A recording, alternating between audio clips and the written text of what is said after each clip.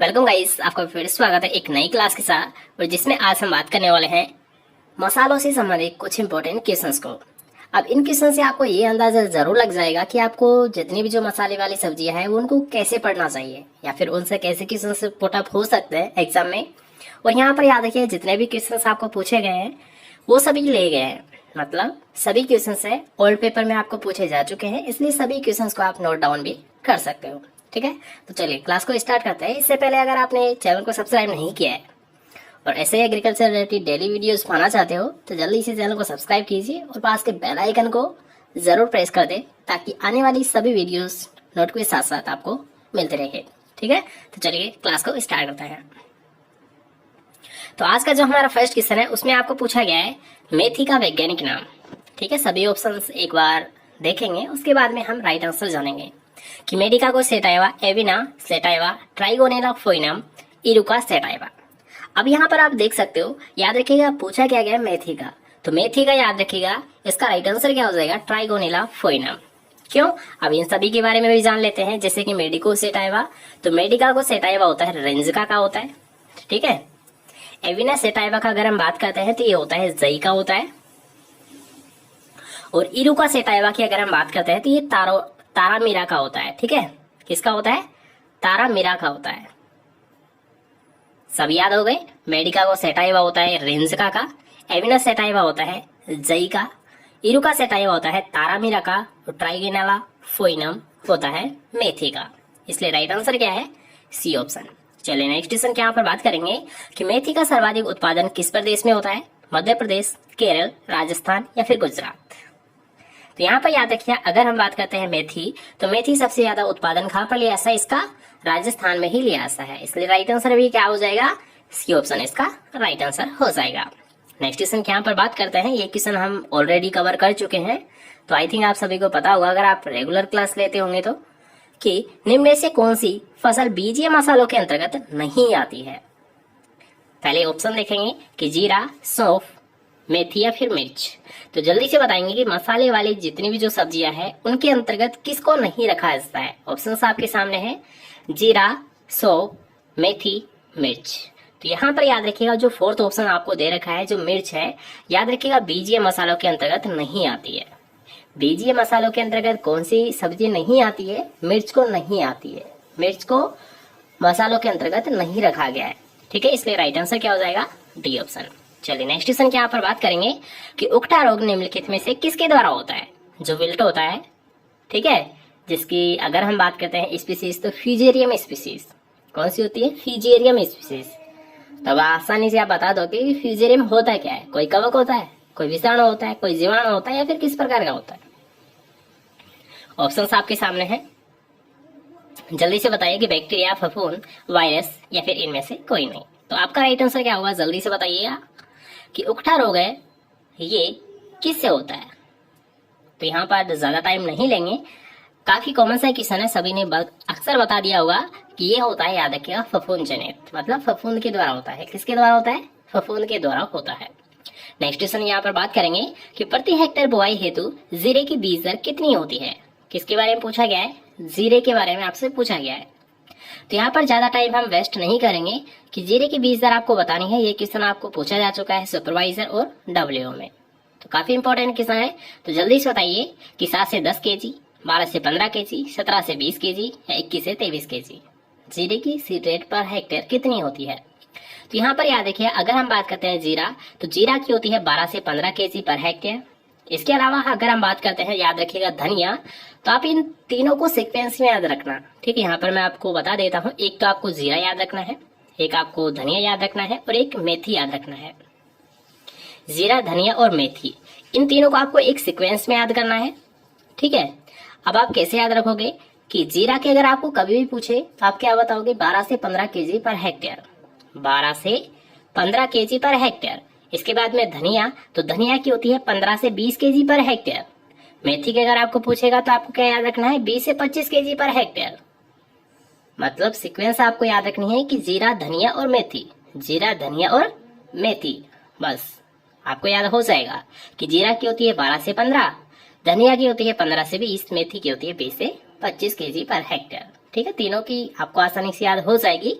इसके साथ साथ अगर फैमिली की अगर हम बात करेंगे तो जीरा और धनिया अम्बेली फेरी के होते हैं, लेकिन मेथी की अगर हम बात करेंगे तो मेथी एक लेगुमिनेसी फसल की होती है। ठीक है, चलिए नेक्स्ट क्वेश्चन की यहाँ पर बात करेंगे, जिसमें आपको पूछा गया कि सौंफ की फसल में पोटास की कितनी मात्रा डाली जाती है। एग्रीकल्चर सुपरवाइजर में पूछा जा चुका है, तो जल्दी से बताएंगे पोटेशियम की मात्रा कितनी डाली जाती है सौंफ की फसल में। 0 kg, 20 kg, 40 kg, 60 kg। क्या लगता है आपको राइट आंसर क्या होगा यहाँ पर? तो यहाँ पर याद रखिए, अगर हम बात करते हैं सौंफ की फसल के लिए पोटेशियम की आवश्यकता, तो इसे बिल्कुल भी नहीं दी जाती है। इसको कोई आवश्यकता नहीं होती है पोटेशियम की, इसलिए इसका राइट आंसर भी क्या हो जाएगा? A option. ठीक है, मतलब इसमें पोटेशियम डालने की जरूरत नहीं होती है। ऐसे क्वेश्चन अक्सर आपको एग्जाम में पूछे जाते हैं जो कि डाउटफुल होते हैं, तो ऐसे क्वेश्चन को थोड़ा सा ध्यान से पढ़ा करो। ठीक है, तो यहाँ पर याद रखिएगा सौंफ के लिए पोटेशियम की आवश्यकता नहीं होती है। राजेंद्र क्रांति किसकी किस्म है? मेथी की होती है, सौंफ की होती है, जीरा की होती है, धनिया की होती है। सुपरवाइजर में क्वेश्चन पूछा जा चुका है, तो काफी अच्छा क्वेश्चन है ये भी। तो यहाँ पर याद रखिए, अगर हम बात करते हैं राजेंद्र क्रांति, तो राजेंद्र क्रांति होती है, याद रखिए फेनुग्रीक, मतलब मेथी की वेराइटी होती है। ओके, लेकिन यहाँ पर अगर मैं बात करता हूँ राजेंद्र स्वाति, तो राजेंद्र स्वाति किसकी होती है? आज का आपका यही क्वेश्चन है, तो जितने भी यहाँ पर स्टूडेंट देख रहे हैं इस क्वेश्चन को, तो जल्दी से इसका राइट आंसर आपको बताना है कि राजेंद्र स्वाति है ये किसकी वेराइटी होती है। ठीक है, कमेंट सेक्शन में आप बता सकते हो अगर आपको आता है, अदरवाइज आप पूछ भी सकते हो, कमेंट सेक्शन आपके सामने है। ठीक है, अगर आपको नहीं आएगा तो कोई दिक्कत नहीं है, हम नेक्स्ट क्लास में इसका सोल्यूशन ले लेंगे, लेकिन अगर आपको आता है तो आप कमेंट सेक्शन में जरूर बताओगे। ठीक है, तो जल्दी से बताई दीजिए राजेंद्र स्वाति है जो किसकी वेराइटी है। जब तक हम नेक्स्ट क्वेश्चन को यहाँ पर सोल्व कर लेते हैं कि धनिया की फसल में नाइट्रोजन की प्रति हेक्टेयर मात्रा कितनी दी जाती है, मतलब नाइट्रोजन की इसको कितनी आवश्यकता होती है? 10 kg, 30 kg, 50 kg या 70 kg। ऑप्शंस आपके सामने हैं। तो यहाँ पर याद रखिए, अगर हम बात करते हैं धनिया की फसल के लिए, धनिया को इंग्लिश में बोलते हैं कोरिएंडर। ठीक है, तो कोरिएंडर की अगर हम बात करेंगे नाइट्रोजन की, तो इसे 30 kg पर हेक्टेयर की आवश्यकता होती है। तो कंफ्यूजन वाली बात नहीं है, आपको वे याद रखना है 30 kg। ठीक है, चलिए नेक्स्ट क्वेश्चन की यहाँ पर बात करेंगे कि जीरा का झुलसा रोग का कारण क्या होता है। जो जीरे में जो झुलसा रोग होता है इसका कारण क्या होता है? Alternaria, alternata, Alternaria tenuis, Alternaria burnsii, Xanthomonas campestris. अब यहाँ पर याद रखिए, ज़ैंथोमोनास तो हो ही नहीं सकता, क्योंकि ज़ैंथोमोनास होता है जीवाणु, और झुलसा क्या होता है? झुलसा जैसे अभी हमने पढ़ा था विल्ट, तो विल्ट तो याद रखिएगा कवक के द्वारा होती है, तो ये 100 ऑप्शन तो आपका वैसे ही चला गया। ठीक है, ये तो आपका राइट आंसर हो ही नहीं सकता। ऑप्शंस को सही से पहचाना करो, उसके बाद में ही राइट आंसर को जाना करो। ठीक है, तो एक ऑप्शन तो हमारा वैसे ही कट हो चुका है, मतलब 75% चांस रहे। अब हम और को देख लेते हैं, अल्टरनेरिया, अल्टरनेटा, तो ऐसा भी कोई नाम तो सुना नहीं होगा आपने। ठीक है, तो ये भी नहीं होगा। अल्टरनेरिया टेनिस, तो टेनिस तो हमने किसी में नहीं सुना, कितनी हमने डिजीज देखी है, उनके कोजल वगैरह देखे, लेकिन टेनिस तो नहीं देखने को मिला, तो ये भी नहीं हुआ। तो इसका ऑफिशियली राइट आंसर क्या होगा? अगर आपको आता है तो आप निकाल सकते थे, आपको पता होगा, लेकिन अगर आपको नहीं आता है फिर भी आप इसका राइट आंसर निकाल सकते थे। ठीक है, इसलिए इसका राइट आंसर क्या हो जाएगा? C option. ऐसे आप याद रखिएगा, कभी भी कोई सा भी अगर आपको ऐसा डाउटफुल क्वेश्चन लगता है तो उसे आप पहले समझ लीजिए। ठीक है, यहाँ पर याद रखिएगा, कितने भी क्वेश्चन मैं आपको करवा दूं उससे कोई बेनिफिट नहीं है अगर आप उसे नोट डाउन नहीं करोगे, अगर उसे आप बार बार लर्न नहीं करोगे तो वो क्वेश्चन आपको याद नहीं रहेगा। इसलिए मैं आपको हर बार बोलता हूँ नोट डाउन जरूर कर लिया करो, ताकि आपका अगर मान लीजिए वो क्वेश्चन दोबारा से रिपीट हो रहा है, दोबारा से अगर रिवीजन हो रहा है उसका, तो आसानी से याद हो जाएगा। यहाँ पर याद रखिए, हम मेहनत कर सकते हैं, आपको अच्छे से अच्छा कंटेंट आपको प्रोवाइड करवा सकते हैं, लेकिन याद आपको ही करना पड़ेगा। ठीक है, तो इस बात का हमेशा ध्यान रखा करो कि अगर मान लीजिए कोई क्वेश्चन आप पढ़ रहे हो तो उसे दोबारा से रिवीजन करना जरूरी है। चाहे अगर मान लीजिए आपने नोट डाउन नहीं किया है तो कोई दिक्कत नहीं है, आप दोबारा से वीडियो को रिपीट कर लीजिए। वीडियो तो रहेगी ना, क्लास है हमेशा रहेगी, प्लेलिस्ट में जाकर आप विजिट कर सकते हो। आपको किस टाइप की क्लास चाहिए, आपको सभी प्लेलिस्ट अच्छे से मिल जाएगी। ठीक है, आपको एग्रो की क्लास चाहिए, आपको हॉर्टी की चाहिए, आपको एनिमल हस्बेंड्री की चाहिए, या फिर किसी की भी चाहिए, सभी की लगभग हमारी क्लासेस लग चुकी है।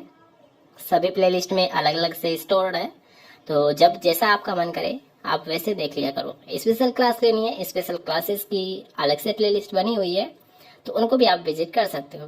ठीक है, बस आपको पढ़ने का मन होना चाहिए। पढ़ने का तो बहुत कुछ मैटर है। लगभग हमारी 600 प्लस क्लासें हो चुकी है, तो 600 क्लासों में आप खुद समझ सकते हो कितने क्वेश्चंस हम ऑलरेडी कवर कर चुके हैं।